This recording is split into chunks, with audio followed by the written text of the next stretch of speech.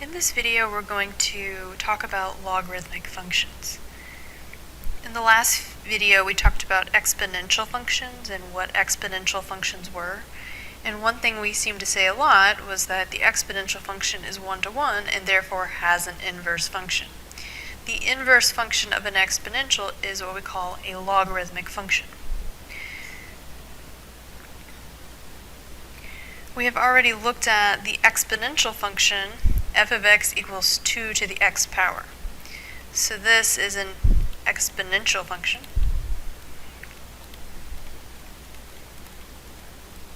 An exponential function has the variable in the exponent.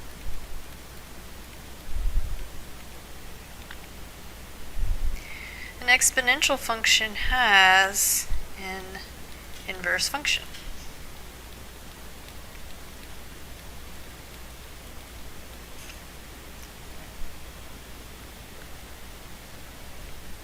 When we look at this exponential function, the base, what we call the base, what the exponent applies to, is 2.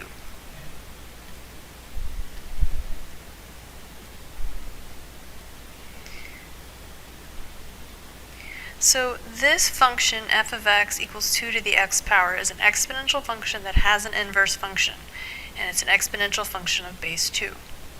What does the inverse function look like? So I'm going to use that notation f with a little -1 at the top right. F inverse of x equals. So it turns out that every exponential function has an inverse function that we call a logarithmic function. And we write the word log, so this is a logarithmic function.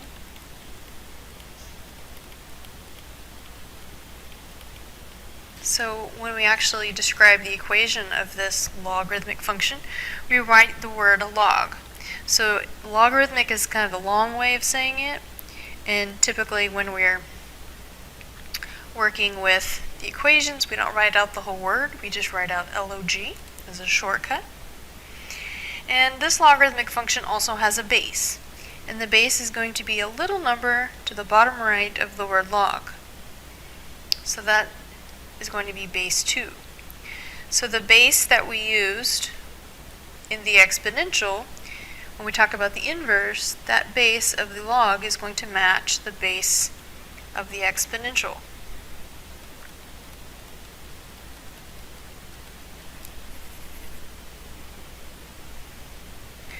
Alright, and so to finish out our equation, we're going to put parentheses and we're going to put an x, and this represents the input, or what goes inside of the logarithmic function.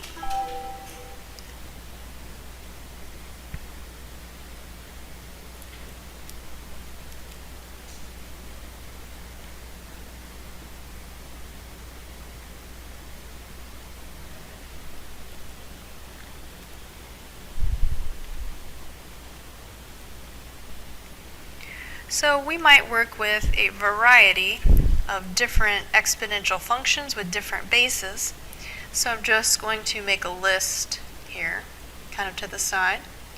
When we talk about an exponential function, we might have something like f of x equals 3 to the x power, or f of x equals, let's say, 1/2 to the x power, f of x equals 10 to the x power, or f of x, let's say, equals e to the x power. Remember, that was our natural base that we talked about in the last video for exponential functions. When we start talking about the inverse, the logarithmic function, whatever the base of the exponential is, that's what the base of the inverse function will be. So over here then, if you wanted the inverse, that would be log base 3 of x. So whatever the base of the exponential is, that's going to match the base of the log. So those two are inverse functions. If you wanted the inverse function to the second exponential function that has a base 1/2, the inverse for that would also be a log function, but the base of that log would be 1/2. So the base of the log and the base of the exponential match. That's what makes them actually inverse functions.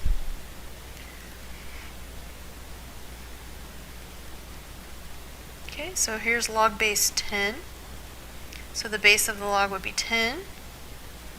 If you wanted this and this to be inverse functions, they'd have to have the same base. And then f inverse of x, we would say maybe log base e of x. So the base of the exponential and the base of the log match, those would be considered to be inverse functions. Okay, so every exponential has an inverse log of the same base. So what does this log function do? What does it look like? So I have some t-charts here. We're just going to start comparing. We have an x, then we have y. And this is going to represent the exponential function with a base of 2. Okay, well, let's put in some values. Let's do -3, -2, -1, 0, 1, 2, and 3. So we're going to go back and kind of remind ourselves of how we work with exponential. So remember, this is the exponential function. So all the way down, we would have the base of 2. And it would be the exponent that changes. So the exponent on that 2 would be -3, -2, -1, 0, 1, 2, and 3. Let's start at the bottom here. 2 to the power of 3, that's 8. 2 squared is 4. You're welcome to use your calculator for these things. 2 to the power of 1 is 2. 2 to the 0 power, remember that was our special rule. We said that's always going to be 1. 2 to the -1 power, that's 1/2, raised to the positive 1 power, so that's 1/2.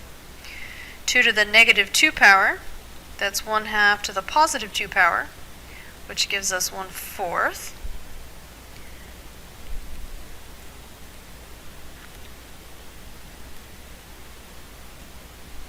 Okay, 2 to the -3 power, that's going to be 1/2. Reciprocal raised to the positive power, so that's 1/8. So we get some ordered pairs.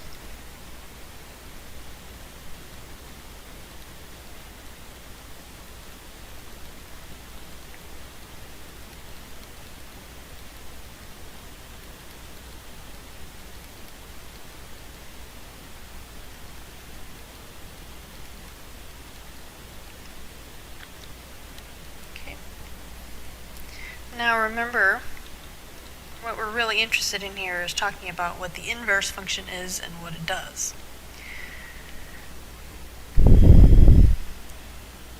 Okay, before we do that, let's talk about the domain and range. The domain are all the x values and the range are all the y values.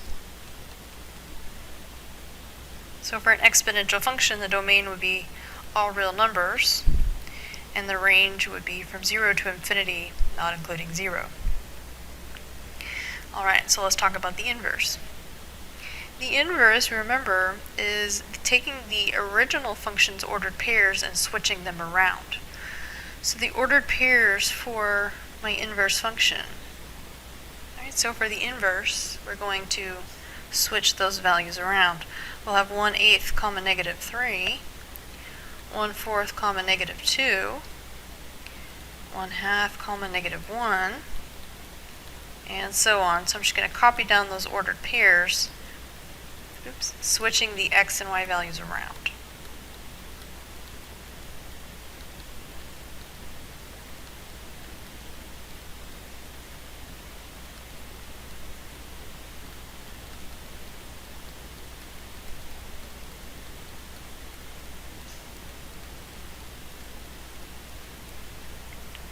Alright, so if I fill out my t-chart here, it's going to be an x value of 1/8, a y value of -3, an x value of 1/4, a y value of -2, and so on.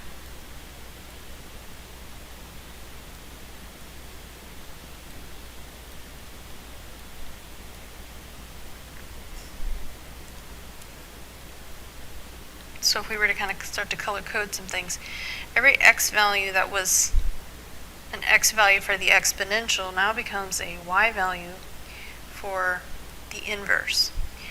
Everything that represented the domain before for the exponential now should represent the idea of the range for the inverse.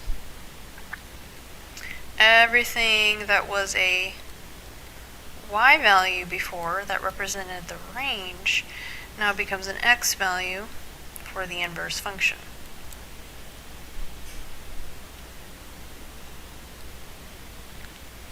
So now the domain of the inverse function is from 0 to infinity, and the range of the inverse function is from negative infinity to positive infinity.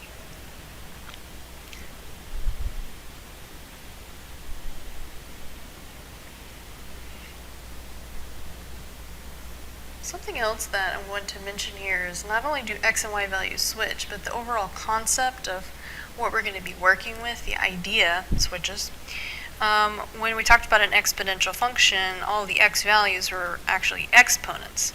Remember, all those x values in that x list became exponents on that base of 2. Now, for the inverse, what comes out is exponents. So these are exponents that go into the exponential. What comes out for the inverse now are exponents. So inputs become outputs. Same thing would be true here. All the results that we got from before now become the input for the inverse function.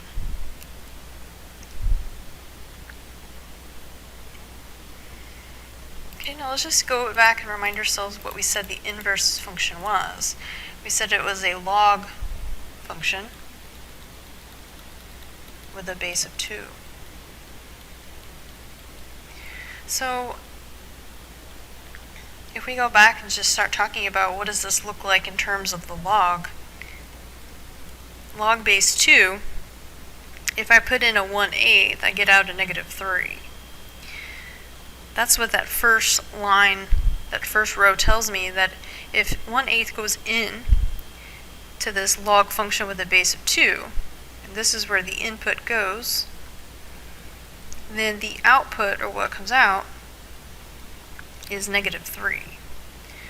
So log base 2 of 1/4 goes in, -2 comes out. The next row basically says log base 2 of input 1/2, the output or the answer would be -1. Log base 2 of 1 gives me an output of 0. Log base 2 of 2 gives me an output of 1. Log base 2 of 4 gives me an output of 2. And log base 2 of 8 gives us an output of 3. Now essentially, everything that comes out, all of these outputs, are exponents.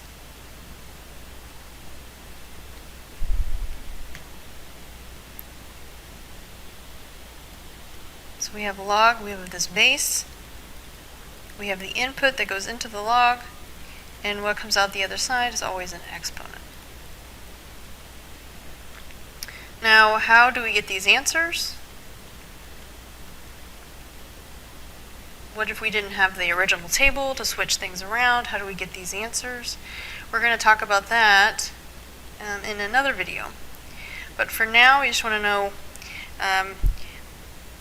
going from the exponential to the logarithmic function, what do we do with the ordered pairs? We switch them around. We are now familiar with the domain and range. And now we're also familiar with the idea of what that exponential function looks like, and the idea of logs in general.